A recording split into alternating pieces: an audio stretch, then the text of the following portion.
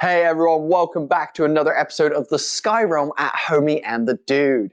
I am Bodhi, your unexceptional dungeon master, and these are your exceptional cast of players. And today we dive deeper and deeper into a heist that they are currently in the middle of. A heist slash prison break, I should say. So first of all, though, we're going to have a quick couple of shout-outs. Shout out to the editing team of Becky and Ben. Shout out to the art team, Josh and Vic. Shout out to Underground Oracle Publishing for allowing us to use some of their content. They're an amazing third-party supplement creator. They used to do D&D stuff, but now they've moved over to Cypher. So if you're a Cypher person, go cipher it up over there. I don't know what the lingo is for Cypher. I'm not in that world yet. I'll be there soon, guys. I don't think it's that. Anything else? No. If you can, check out our Discord server. We have a growing community in there. Also, you can join our newsletter of Holding, where you get free D&D supplements as well as updates on all the projects that we're working on here at Homie and the Dude. That's completely free of charge, and there's over 1,000 people already subscribed, guys. Why not? Why not? But we have something far more important to deal with right now. Something far darker and different and more treacherous and hard to deal with. If everyone sat comfortably, a little recappy for everyone. So our players entered into the water reservoir where they're conducting this heist prison break. The top team managed to distract the guard by the stairs by using some friendly pigeons nearby as some allies, before entering into the second floor. Once within the second floor with the top door locked, they began kind of working out how they could get some of this water and steal some of this crystal clear water that hadn't been dyed yet, and get out of there. After realizing that they could possibly break some of the pipes in the roof to get the water, Evis had an ingenious idea to shock the pipe with their electrical abilities. At this point, the guards in the dining room, who happen to have their hands in water that's coming from the pipes, get electrocuted in full, shocked to the ground. At that point, Geo shoves an axe under the door to the room they're in to block it. And at that point, the pipes collapse and begin spraying everywhere. Our team at this point are rushing around in a room that has about maybe 5-6 inches of water, and it's rapidly rising as it then also cascades down the stairs. However, in the other side, on the other floor of the building, we have Blanco and Arnar, who have come up through the sewers into the basement where the prison cells are. They've come into a storeroom and they've collected a couple pieces of equipment. They got a cart and some crates to hide Blanco before putting on some guard uniforms and exiting the room, pretending that they were taking a load of boxes to the warden for some nefarious reasons, before parking the crate at the entrance to the stairs, announcing that it's go time, and that moment as well, speaking to Ulfer and telling him that it's time to set off all the distractions in the city and have it all popping off. And that's kind of where we left everything. As well as, I forgot to mention as well, around somewhere between 50 and 250 guards are rushing through the city at the moment, and have just arrived at the People's Republic.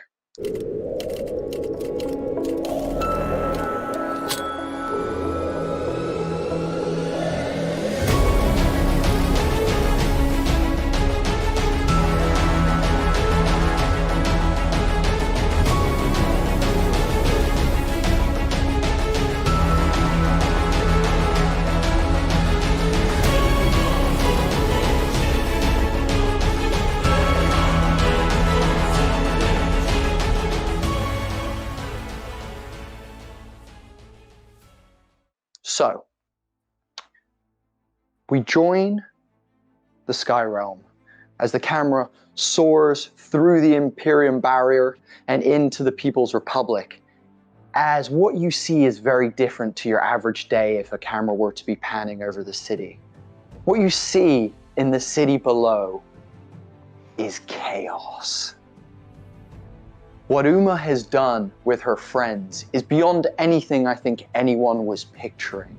You can see about every couple of blocks, there's fires lit in dumpsters. There's people breaking in and looting shops. There's absolute madness in the streets at the moment. And you can see that as it started small, it began to grow in downtown. It seemed like more people began to join in, seeing an opportunity here. And it just began to snowball. We cut to an alleyway with young Uma in it herself. As she slides to a stop. Oh, I think I lost him. Whew. Christ, okay. What else can I do? Shit. You see her look that way as a guard rounds the alleyway. You see her look back over her shoulder as another guard appears at the other end of the alleyway.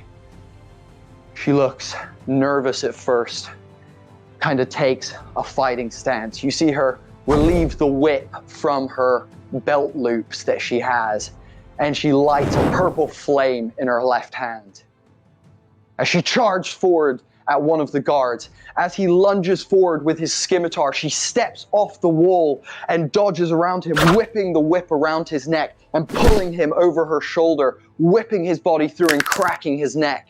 As she does this, she turns around to face the other guard as a blade is slid between her ribcage. As she turns to face the guard that had rushed the alleyway as she was dealing with the other. As the blade sits cold within her body, the warm blood begins to trickle down her belly and into her shorts and down her legs. As she stands looking at the guard, grabbing at his face as she dies. At that moment, we're going to cut back into the water reservoir. R&R and Blanco, can you please roll initiative? Holy shit. Wow. Whoa. Whoa. About to kill these fucking assholes. Let's go. Oh, granted, we don't know. We don't know that happened. This is all bad. The looting, this is all... Oh, gosh. So, 25 to 20. Yeah, 22. Blanco with the 22. By the way, guys, I'm shaking, just so you know. Dude. You're First of all, shaking. that was heavy, dude. I like That him was, a lot. yeah. Yeah. Whoa. That's how it goes when people put themselves at risk. That's how it goes. Moving on, from 20 to 15. Come on, R&R. You're killing me. 15 to 10. 12. Boy. 12. Beautiful, Oh. R&R. I have a plan. So, Oh, let's hope my plan doesn't screw Now- your plan. quickly before we begin our initiative order, I would like the upstairs team to elect someone to roll something that depicts the fate of something going on in the basement, actually. So, can Evis, Geo, or Toad please roll me a d6? Could Evis do it? And then... Or, because I saw the bardic inspiration, I don't really know, it wouldn't matter for this kind of roll. It's Wants just a to do flat it. roll. It's just a flat roll, nothing to add to it. This is me working out I'll explain it in a minute, don't worry. And would I be allowed to add in any of my spontaneum inspiration? Spontaneous inspiration No, allowed here. I said no. We can't. Somebody's already tried crossing universes with that game. Not happening again. Crossover episode. We can't bridge all the ttrpg podcasts through spontaneous. It's not allowed. Okay, all right. If y'all are nominating me for this, go. Yeah, I'll roll a d6. And also, I'm gonna advocate for helping y'all as much as I can. And if it's using my spontaneum inspo, that's fine. That's a 4. A 4. So, it will be 4 rounds before the water that is cascading down the stairwell begins putting your lives in danger as this room begins to fill around you. Thank God it wasn't one. And no, they would have got a warning too, because I would have said, because we saw the water go down the stairs. You guys 100% know. You guys also at this point can feel the water hit the back of, like Arnar, you can feel the water's hitting the back of your feet and it's rushing down the stairs at this point. So back to the initiative. Back to the initiative. First up, Blanco Montaña in the initiative. Get it, Blanco. Okay. All right. Can you just sort of ping where I'm at and everything like that? You're at the stairs here. You're there. You do have cover of some sort. Yes, you do have +2 cover currently. Let me just double check that. No, you're 3/4 cover. You got a +5 to your AC. Okay. Can you ping the guards so I can see how close they are to me and what I can. There's one there. There's one there. There's one right next to you. Yeah. Okay. I am going to first of all jump off. As I've got cover, I'm actually going to fire an arrow wrapped in the. It has the head on it that catches fire, and I am going to set it on fire and shoot it at the first guard that is 26 feet. Let me see, what's my arrow? Yeah, 26. Yeah, cool. Yeah, that's fine. One thing I want to confirm. So I'm going to say to light it on fire is going to cost you a bonus action because you're using object to pull out the lighter and light it. I'm not going to light it. I'm going to leave it poisoned. I'm going to use. I was going to say, as an alternative, you do have Reshi available to you. Yeah, you can ask Reshi to do as you so please as well. Okay. So Reshi, light this arrow. Amazing. You see her oh, of course. And just blows on the end. The arrow, like a film reel, just ignites as this black arrow is basked in this orange glow as you knock the arrow and poke it through the hole of the boxes in front of you. So I fire it, and I fire at the first guard. Amazing. Go for it. Roll to hit. Let's go. Here we go, guys. Woo! Oh my God, this D20 is fucking awful. That's 26. Was it a nat 20? Plus, no, it's a 19, and I have 7 plus 7. Cool. Yeah, hit, total hit, easy hit. Okay, so I am actually going to, at this point, probably, as it hits, let me just roll my hit dice first. Yeah. Plus. And yeah, thank you. 11 points. 11 points of damage.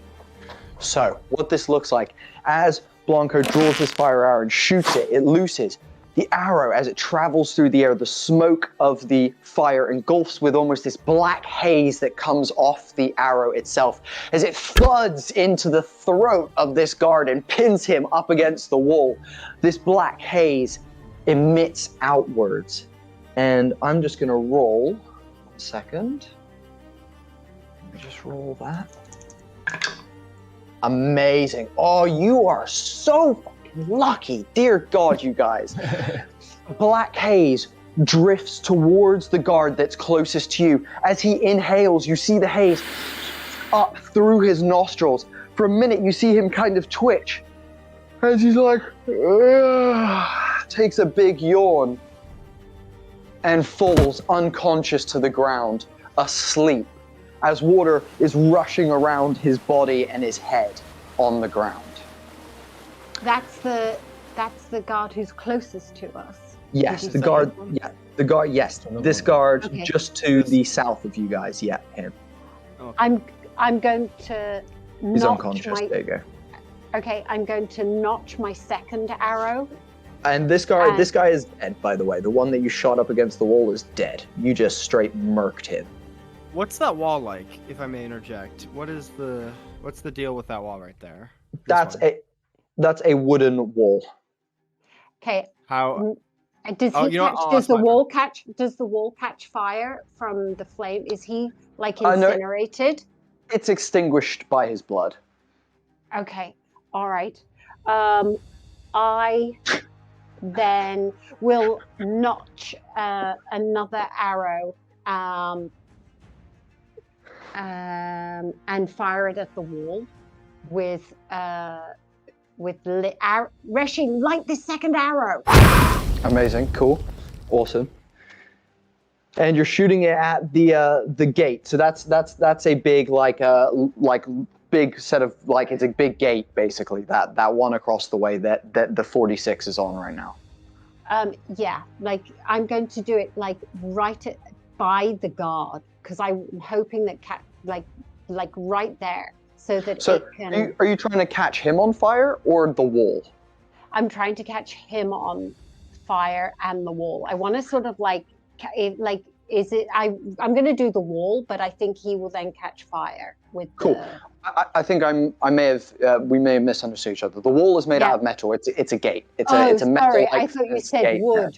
Yeah, sorry. I thought you said wood. Sorry, I misunderstood. I thought you meant this wall down here where the guy was pinned. Sorry, I thought that one there exactly. I thought you were looking at that. My thing isn't. Okay, I am then going to fire at. I'm going to fire at him. Cool, go for it. Cool, roll to attack.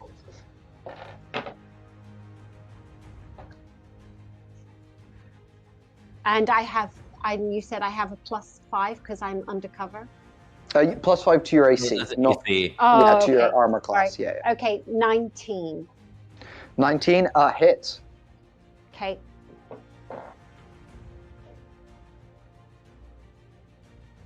I'm going to. Can I? Oh, sorry. 7. Another 11. Another 11. Again, as this arrow hits him, is it another one of the black arrows, or is ones? Yeah. Beautiful? As you hit him, this one strikes him straight in the stomach, and you see him trying to grab and pull out. As he does pull it out, you can see that it rips a bit of something that wasn't meant to come out, and he's like and he just kind of crumples down to the ground. He is also dead, as the black haze from the smoke begins to emit.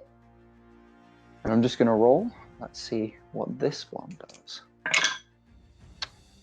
So, you see young Barnaby in the cell behind you with water rushing around his feet go, "Get me out of here! Help me!" As the haze, as he inhales it, it's like, oh, golly. Oh, it's tired. And you just see him topple over into the cell, asleep. Fuck. Cool. Arnar. No. Okay. I have 3 attacks. I actually have 3 attacks. Are you doing? Are you thinking 2-weapon fighting? Because as you've been using your bow, you wouldn't. It's used in both hands. Okay, I was just gonna hold it with one. I jump out cart, and I'm going to put Zephyr Strike on myself. Mm-hmm. As a bonus action. No. If you're doing 2-weapon fighting, then you don't get to Zephyr Strike because they're both bonus actions. You already used your bonus action to light the fire, right? No, Reshi did that. Yeah. Arnar, I can get this third one if I strike him with my claws. If you can hold them off, I have a plan to get Barnaby out here quick as possible. Fine, and I put Hunter's mark on him. On who? The other third one. Yeah. Cool. Yep. And That's a bonus. That's a bonus action, so you can attack him.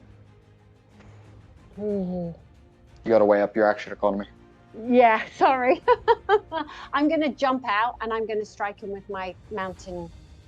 So the one that's knocked out closest to you. Otherwise, you're probably not reaching the other two. The one that's knocked out. Cool. Yeah. You're just going to hit a dead body, an unconscious dude. You're going to just outright kill him. You don't need to roll. You just kill him. He's dead. Cool. Yeah. All right. Cool. I went from no killing, so now we're just everyone I- going. I mean, I- R&R doesn't give a shit. He's very Machiavellian. I This is the kill squad in the basement. You guys said the two morally great characters. I then yelled to Reshi, "We need to warn the others. Go up the stairs and let them know we're attacking." Okay, cool. Arnar, your turn. Okay, Bodhi.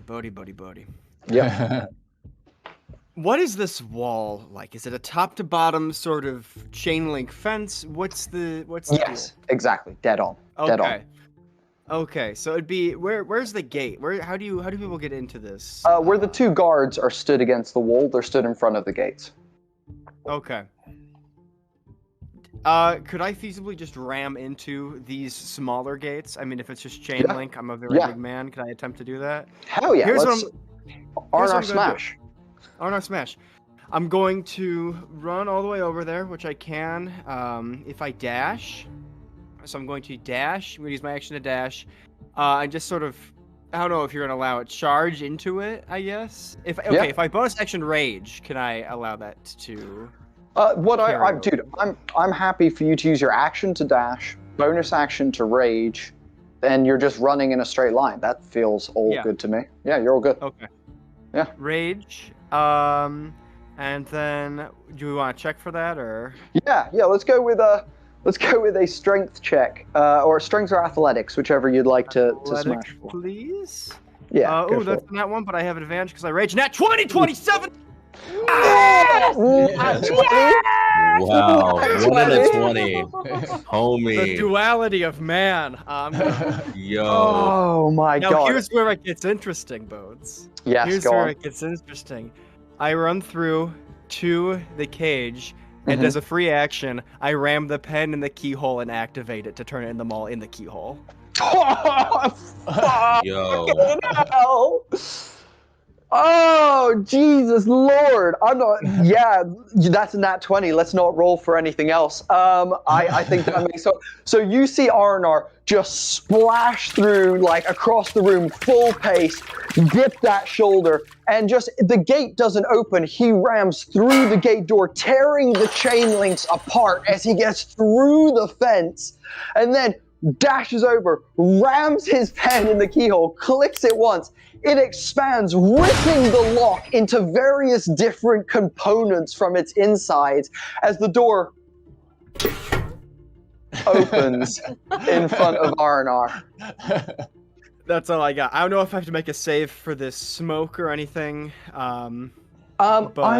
So there's no smoke because Tracy didn't end up doing the flame arrow against any wood. The room is filling up though, so by the end of next round it will be up to knee height. So at this point the guards are going to take their move. This guard over here is going to move. He's going to take a dash and get himself. He's going to get himself here. Actually, he's going to go here. He's going to go there, and he's going to take a shot at Arnar with his crossbow. Come at me. Let me just. Where's my guy? There he is. Few details. Beautiful. Let's do this. Okay. Come on, baby. I need a nat 20 today. Everyone's getting them. Give me one. Nah. That is that's a 21 to hit, not nat. That'll definitely do it. Beautiful. And he's going to do.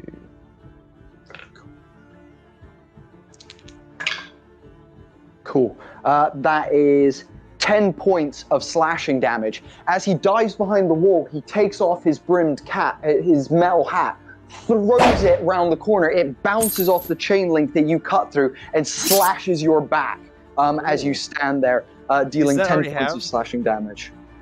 Is it already half for rage, or do I have that? No, half it for rage. Half it for rage, so 5. Yeah, you're totally right. Cool. And then he's going to bonus action. Let's see.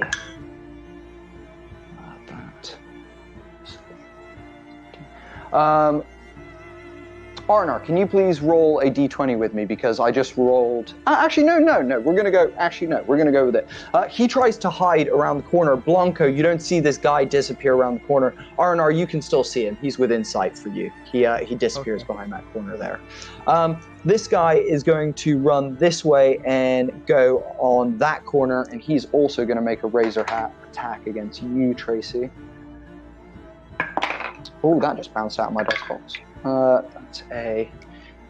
That's a 13. Does a 13 hit?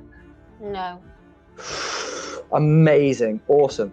So he takes off his razor hat, he throws it against the wooden wall of the arcane scanner. It bounces off. You see it coming at the last second and manage to dodge as it clangs off the wall behind you and kind of falls into the water at your feet.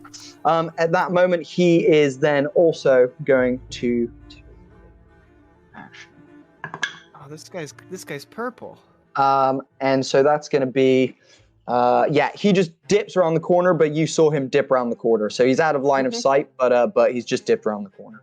Cool. At that moment, we're going to pause the combat and just cut back upstairs to our water team. So water team, at this point, the water is fucking going. If you imagine you rolled 4 rounds for this basement room to begin kind of seriously filling up, you're looking no more than like 30, 40 seconds as this is like now chugging. And also you can hear voices from the floor below you as people are like, come on, try and get up the stairs. We've got to try and stop the flow.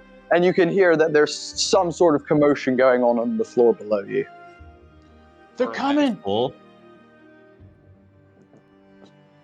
They're coming after us. They're coming after us. We gotta get out of here. Are the bags full at this point? I mean, with the rushing. Good question. I imagine. Good question. Yeah, I would say with the amount of water that's coming out, yeah, I would say you're like getting there at this point. Like they're starting to feel a little bit like heavy. I reckon you guys had 3 bags. I reckon 2 of them are full. The third one is about like 3/4. Doesn't matter. Let's go. We gotta go. We gotta go. Okay. Hold on, Bodhi. Time out. Yes. You said that the tank itself detached from the roof? No, the tank itself is in the roof, but you've broken a pipe the main pipe that's coming out of that has broken and and it's just water flowing out of both of those, basically. Okay, all right. I was like, oh, great, we have a way to the roof. The stairwell to the roof is clear. The water's flowing down the stairs. So your stairwell up is all good. There's no water flowing down that. Okay. Well, okay. Oh, okay. This is what we need to do. I mean, obviously we need to let this third bag fill up, but after that we need to go up.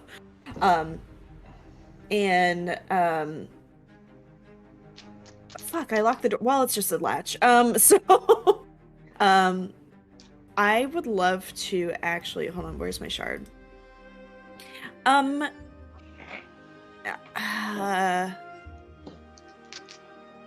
I guess I would also love to... Oh no, levitate I already used in this long rest. Damn it. Never mind. Sorry. Never mind. I thought I had something, but I didn't. Love that for us. So as the water continues just like rushing, you can hear the voices getting a little bit closer. I have unending breath. Stairwell. I have unending breath. I can hold my breath indefinitely while I'm not incapacitated. Yep, 100%, yeah. Okay, actually, this is what's up. Evis is gonna say, turn to Toad and Geo and say, all right, both of you focus on getting out. I can fill up the rest of the bags, do whatever it takes. I'm good. You two get out. I'm not leaving you, Evis. I'm not leaving you. No, I am telling you to leave me. I'm not gonna leave you, Evis. I will not leave you. I'm a turtle. I can swim underwater. I'm not gonna leave you. I am not leaving you.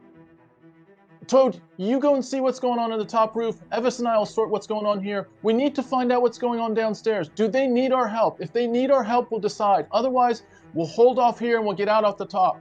But I'm not leaving you, Evis.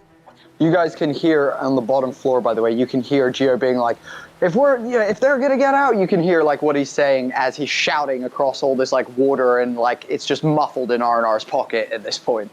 Continue, guys, sorry. Use the ring-a-ring, Toad. See if you have any signal from them downstairs. Hey, basement, ground floor, whatever team. Hello. Busy. They're busy. Reshi's on his way up. He's like the stairs. True. Guys. So, we'll say at that moment, you hear from the stairs, "Oh, what's that? Who is that? Your dragon? Whose dragon is that?" As you see Reshi kind of float up to you guys, like, "Hey everyone, how's it going up here?" Not good, Reshi. What's going on down there? "Oh, well, there's people dying all over the place, but it seems to be going okay." How are Blanco and Ornor doing? Do they need our help? I don't know. I haven't been with them since I left, but when I left, they were attacking people. It was cool. It was really cool. Okay, can you go down and ask Ornor or Blanco if they need our help, if they're in dire need, if they need our help? Yeah, I suppose I'll then try and come get back. Okay. And you see her float back down the stairs. Oh, fuck. Okay. I just rolled a nat 20, guys, on an opportunity attack against Reshi. No! Fuck. I hate when GMs roll nat 20s. It's the worst. Why can't it ever be like a hug check from your favorite little NPC guy? Right. Like, you get hugged so good. So, No, it's always your friend dies in a gout of blood. It's like, okay, great. as okay, here we go. Snuffed out. So as you guys tell Reshi to disappear down the stairwell, Reshi's like, "Yeah, sure." Goes to go down the stairs, and at that moment, a guard has grabbed the doorway and pulls himself against the torrent of water through, grabs Reshi in midair, and just dunks his arm in the water, looking at all of you as he holds Reshi under the water, and she takes 29 points of damage. As you see the light from within the water dissipate out and the wriggling stop, he lifts Reshi's lifeless body out of the water and throws it away as he then begins wading towards you guys. Can you please roll initiative as well? What the shit? What the fuck? What the? What? Bodhi. I'm sorry. Oh shit. I'm sorry. Well, my nat 20 was on initiative, so. Mary at 20 as well for 24. What's your dex? My dex is +4. Yeah, so you're good before me. Wow, he got a nat 1. Isn't that beautiful? Did you both get nat 20s? Are you joking? Yeah, no. Jesus. Okay, so Damn. Toad. So who's first with Dex? Evis. Wait, hold on. If you got a nat 20 and you got a 24 and I got a 24. Yeah, you have higher dex though. Oh, what's your dex? I only have a +3, you have a +4. Oh, okay. Only a +3. Okay. Gio? Alright, yeah, so. Gio got a 7. Beautiful. So, and then Gio. Amazing. Okay. Cool. Can you guys please, actually, Evis, you're up first. This guard is making his way across the room. I'm just going to take him out of the stairwell ever so slightly and just put him like, yeah. He's making his way towards you guys. Sorry, I just saw a really attractive picture of Robert Pattinson on Twitter and I had to take a second. Just take a moment. Batman cannot help you here, Evis. I'm sorry. You can take the Twilight from the person, but you cannot remove the person from Twilight. From the Twilight. Okay. Reshi, voiced by Robert Pattinson. Listen. Get Robert Pattinson on Spectanium. I think he'd have a fun time. Anyway. I would shit myself. That would be insane. Anyway, all right. So Evis would love. Okay, here's a question for the entire party right here. Who's in the water? We I are. can fly, so I'm not. We're in the water. Everyone except for Toad, including yourself. All right. Great question. All right, thank you for answering my question. I wanted to make sure. Oof, all of my things are about punching, and I need to be close to a guy to punch, but the water is what it is. I would love, actually. You do have your wind ring as well, just as a reminder. Yes. That allows you I'll to use that. gust of wind. I will absolutely use that. It's not on my shard. That's totally fine. fine. I will. I'll tell you what it does. Give me Okay, one second. sick. It's also in our group chat on Discord as well, just a little ways up. But the Ring of Air Control has 6 charges. It regains 1d4 expended charges daily at dawn. Spells cast with this ring have a DC of 17. You expend 2 of the ring's charges to cast Gust of Wind. If you're holding the ring on your electrified hand, if it's on your electrified hand, the wind deals lightning damage as well when it hits them. It deals 1d8 lightning damage when it hits them as well. Yeah, I think I just just totally stacked this one hand. So I'm gonna actually then unleash one of those, and just punch into the air and send like a nice little tornado at this guard. Amazing. And see what happens. So, I'm just imagining this gorgeous moment as Evis slides the ring on their finger, takes like a wide stance, and just, and as you do, like this, like concussive wave of air just spins forward.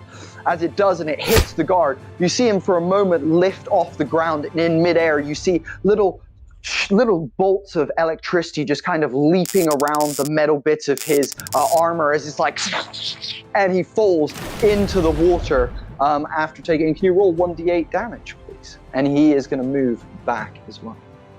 Okay, 1d8 damage. And I believe 6. Gust of Wind is a concentration spell, so if you keep that on him, he cannot move forward, and he continues to take damage while he's in your line, basically. Yeah, I will absolutely keep that going. Beautiful. So that's 6 damage. Did you say? Yeah. Awesome sauce. We love a good bit of that. Cool. Anything else from Evis?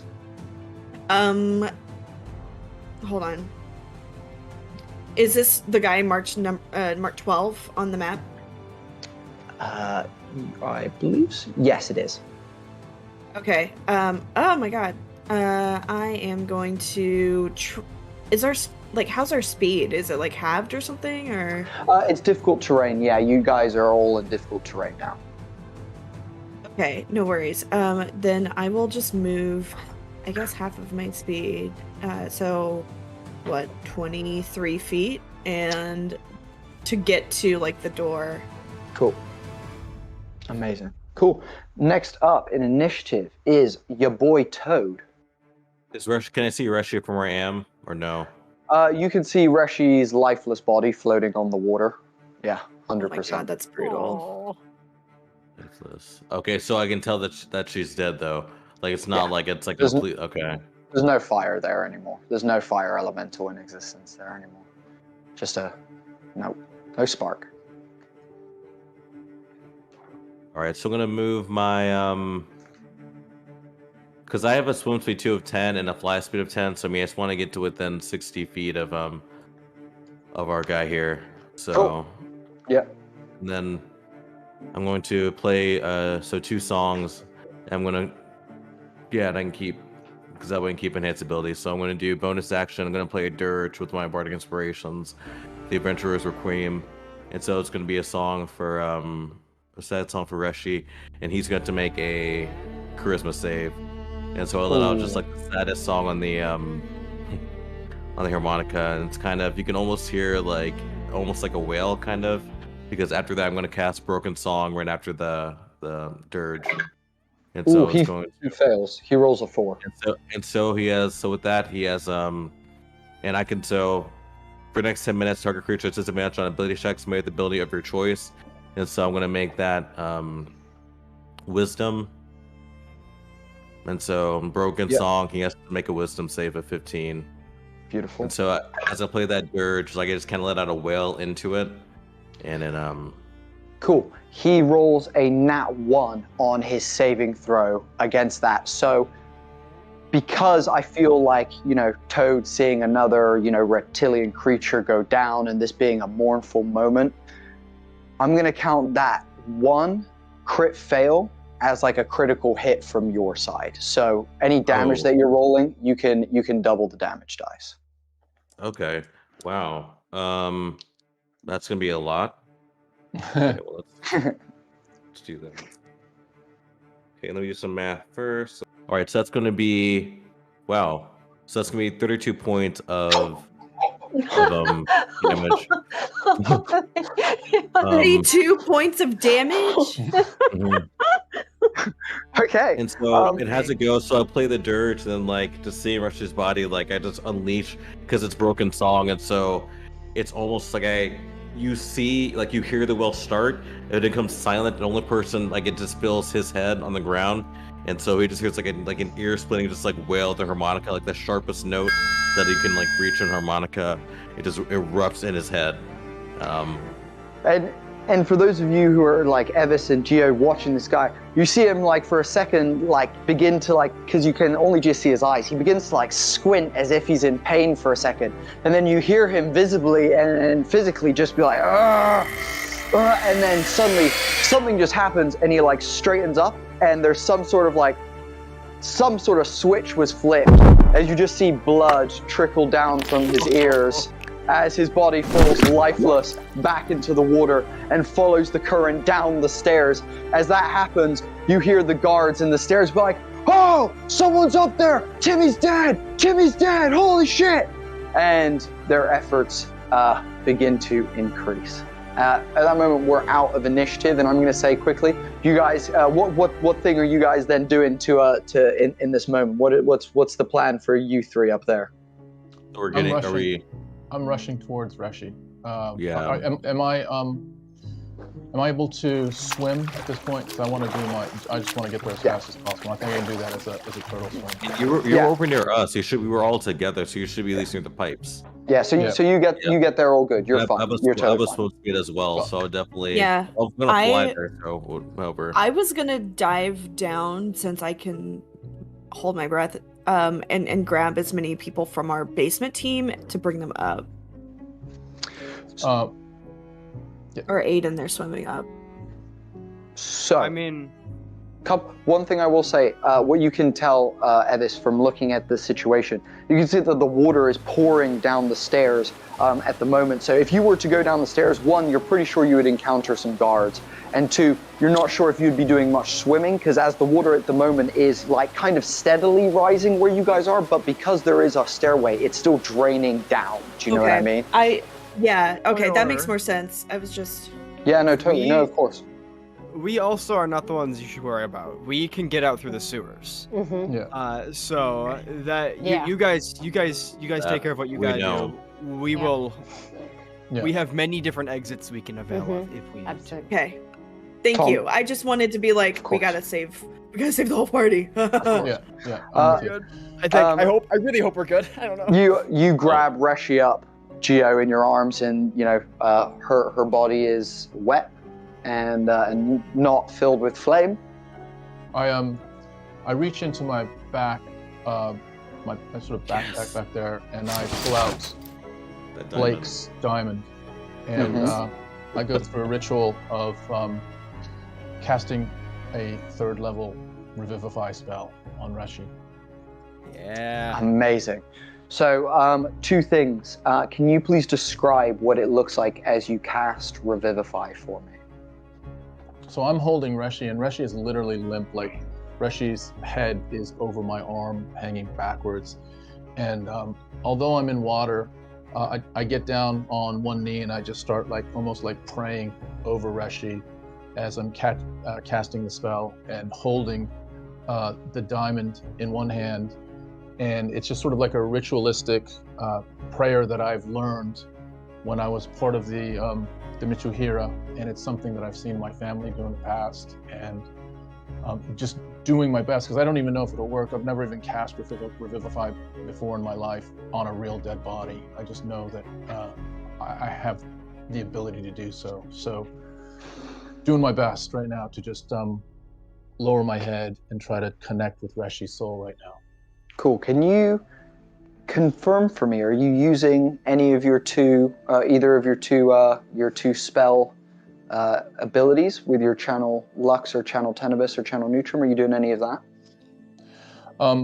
You know what? I have a couple things. I can use, so Revivify just adds... Brings them back HP, to 1 HP. 1 HP. Brings them back to right. 1 HP.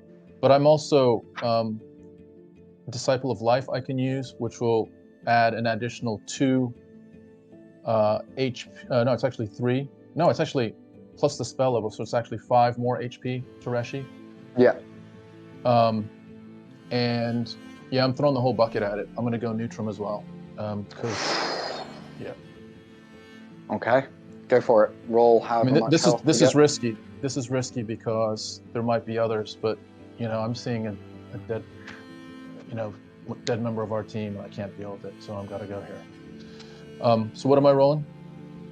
You're rolling whatever channel, whatever Neutrum is. I believe it's 1d8 to add to the health. It's 2d6. It's 2d6. There you go. Yeah, 2d6. Roll that for me. So it's an additional 7 plus the 5 plus 12. the 1.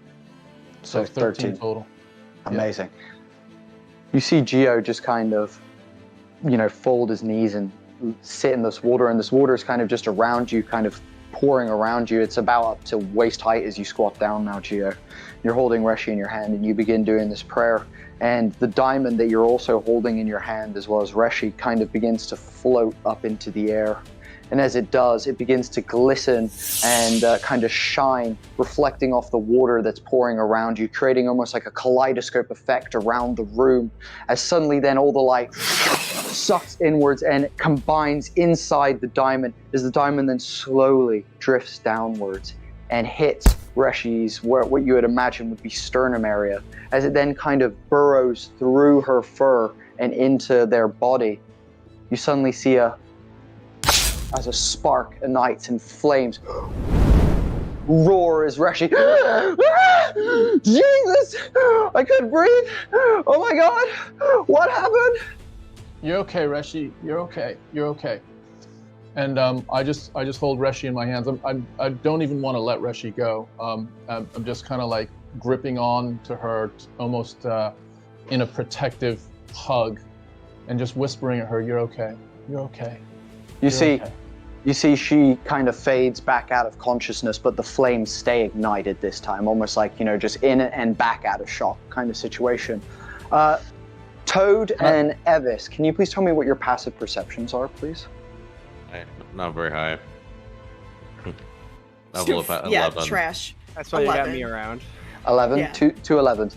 Even with an 11, because I imagine you'd be looking at this kind of magical spell happening in front of you, you notice the patch of white and the patch of black on Geo's arms double in size as it begins to encompass more of his skin as he casts that spell.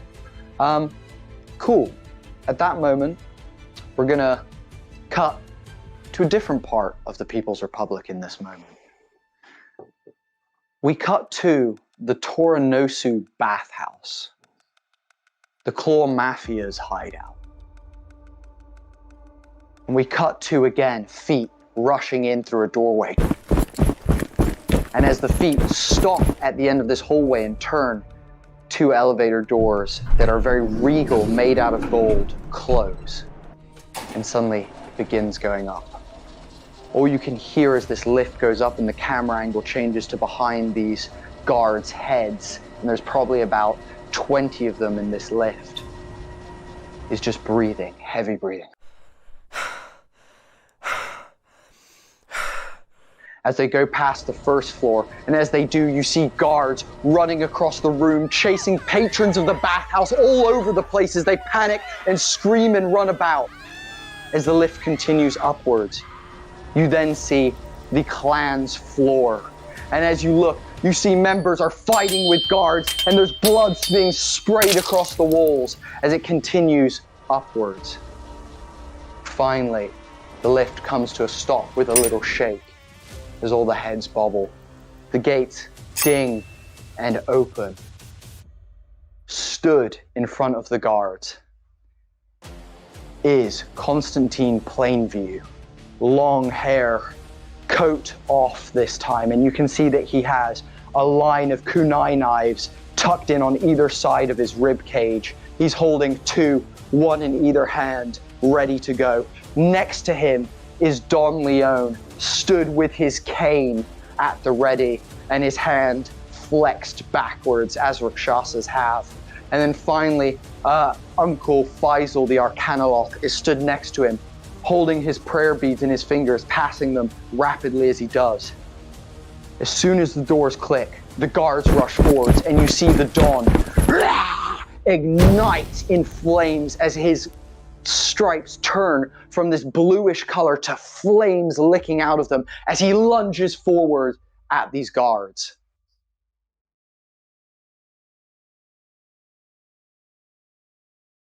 Thank you so much for watching this episode of the Sky Realm. We appreciate you so much. I'm here with Tom, which you don't usually get at the outro. What's up, Tom? Anything to say to the people? It was a pretty intense episode. I can't wait for the next one. Why Why am I here? Why am I here? I don't know. Why are you here? I don't know. Anyway, guys, if you enjoy what we're doing... we're Homie and the Dude. Oh, that's why. Yeah. Oh, we're father-son. We are. There we go. Boom. But guys, if you enjoyed any of that, please subscribe to the YouTube channel. As well as that, if you'd like to join our growing community of ttrpg enthusiasts, it's a safe, inclusive, fun, diverse space. Please join our Discord server. As well as that, if you want to stay up to date with what projects we're working on and get free ttrpg supplements from us here at Homie and the Dude, check out our newsletter of holding. It is a place where you will get all of that stuff for free. Other than that, guys, is the Dawn gonna survive the raid by the Imperials? Are the players going to escape with Barnaby and the water? Heavy shit. Find out next time in the next episode. We'll see you then.